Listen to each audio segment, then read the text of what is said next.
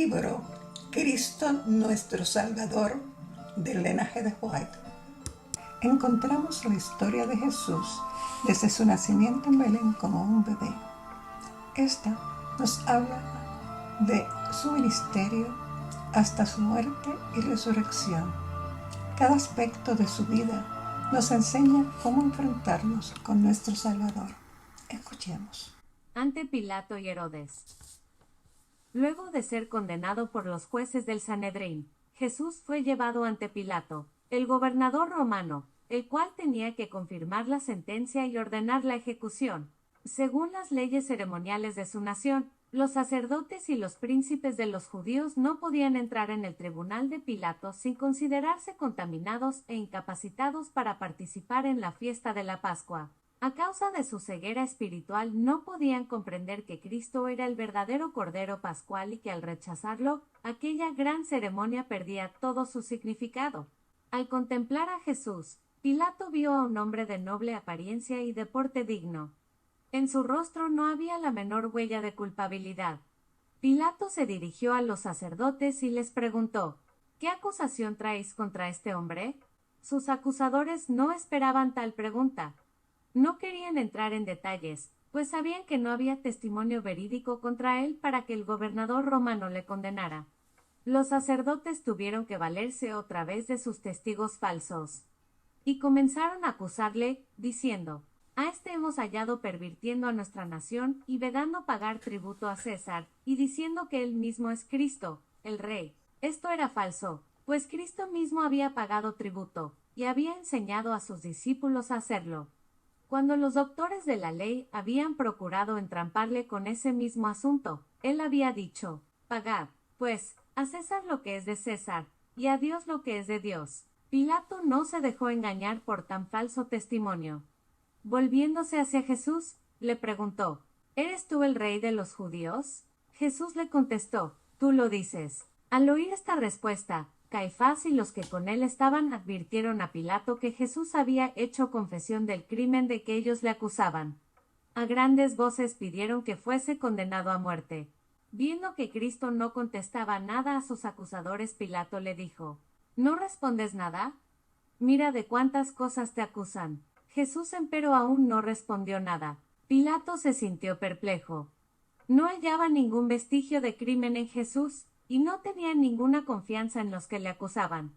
El noble continente y la serenidad del Hijo de Dios formaban un vivo contraste con la agitación y el furor de sus acusadores. Esto hizo mucha impresión en Pilato, y le convenció de la inocencia de Jesús. Con la esperanza de aclarar el asunto, internó al Salvador en su casa para interrogarle así: ¿Eres tú el rey de los judíos? ¿Dices esto de ti mismo, o te lo han dicho otros de mí? Cristo no le dio contestación directa, sino que preguntó a Pilato. El Espíritu de Dios estaba luchando con Pilato.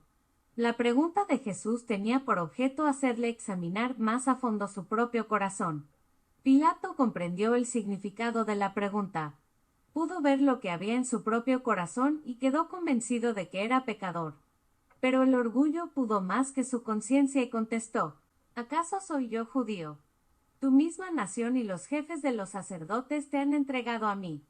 ¿Qué hiciste? Pilato desperdició su preciosa oportunidad. Pero Jesús quiso que Pilato comprendiera que no había venido para ser rey terrenal y por tanto le dijo: mi reino no es de este mundo. Si de este mundo fuera mi reino, entonces pelearían mis servidores para que yo no fuese entregado a los judíos. Ahora empero mi reino no es de aquí. Díjole entonces Pilato: ¿eres pues rey? Respondió Jesús: tú dices que soy rey. Yo para esto nací, y a este intento vine al mundo, para dar testimonio a la verdad. Todo aquel que es de la verdad oye mi voz. Pilato tenía deseos de conocer la verdad. Su mente se hallaba confundida. Sintió en su corazón un gran deseo de saber qué era realmente la verdad y cómo podía obtenerla, y se valió de las palabras del Salvador para preguntarle: ¿qué cosa es verdad? Pero no esperó la contestación. El tumulto crecía y el pueblo rugía fuera de la sala del tribunal. Los sacerdotes exigían acción inmediata, de modo que Pilato reasumió su actitud de gobernador romano. Saliendo afuera declaró: yo no hallo en él ningún delito. Estas palabras del juez pagano censuraban vivamente la villanía y falsedad de los gobernantes de Israel que acusaban al Salvador. Al oír los sacerdotes y ancianos las palabras de Pilato, su despecho y su cólera no tuvieron límites. Tanto tiempo habían esperado y buscado esta oportunidad de acabar con Jesús, y ahora que quizás se les iba a escapar, parecían dispuestos a despedazarle vivo. Perdieron todo juicio y dominio propio, profirieron maldiciones y se condujeron más como demonios que como hombres. Se enfurecieron contra Pilato y le amenazaron con la censura del gobierno de Roma.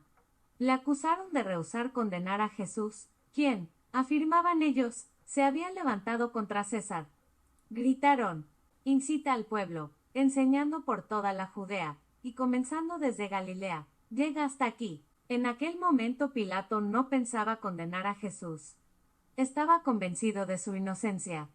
Pero cuando oyó decir que Cristo era de Galilea, resolvió enviarlo a Herodes, gobernador de aquella provincia, pero de visita entonces en Jerusalén. Pilato intentó por este medio echar la responsabilidad del juicio sobre Herodes. Jesús se sentía desfallecer de hambre, y por falta de sueño y también de resultas de las crueldades que habían hecho con él. Pero Pilato le volvió a entregar a los soldados, los cuales se lo llevaron entre las mofas e insultos de la multitud. Herodes no había conseguido hasta entonces ver a Jesús, aunque hacía mucho que deseaba verle, y presenciar alguna manifestación de su maravilloso poder. Cuando el Salvador fue traído a su presencia, la turba se apiñaba oprimiéndole y vociferando.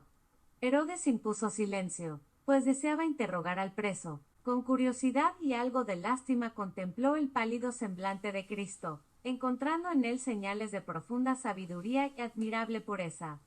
Así como Pilato, quedó él también convencido de que la envidia y la maldad en los judíos eran causa única de sus acusaciones contra él. Herodes instó a Jesús a que hiciera algunos de sus grandes milagros ante él. Le prometió ponerlo en libertad si lo hacía.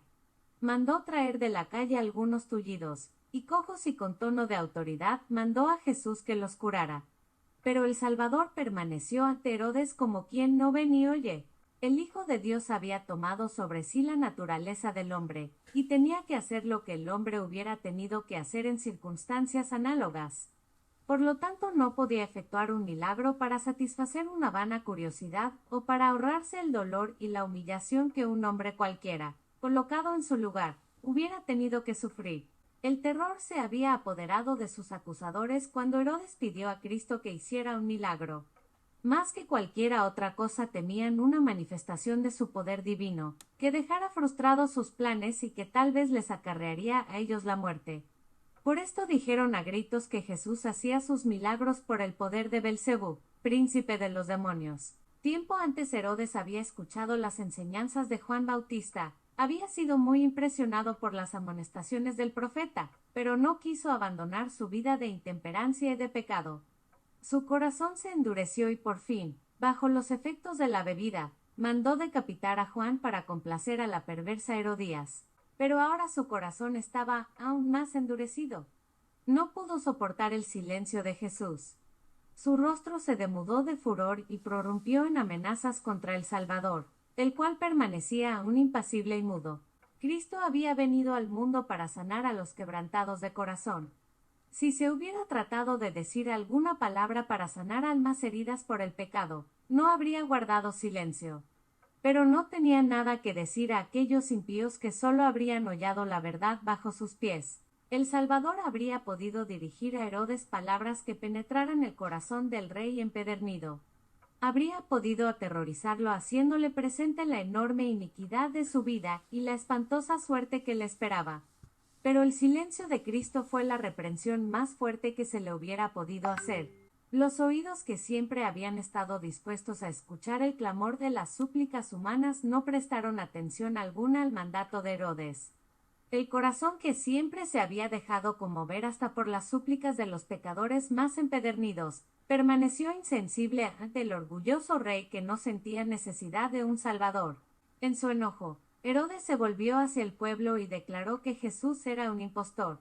Pero los acusadores del Salvador sabían bien que no lo era, pues habían presenciado demasiadas de sus grandes obras para creer cosa semejante.